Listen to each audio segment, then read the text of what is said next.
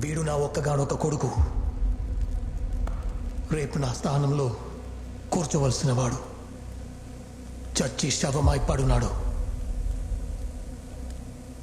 వాడి శవాన్ని ఎవడైతే నా కళ్ళ ముందు ఉంచుతాడో, ఆ మైకల్ గాడి శవాన్ని ఎవడైతే నా కళ్ళ ముందు ఉంచుతాడో, ఈ సింహాసనం వాడి కాళ్ళ కిందకి వస్తుంది.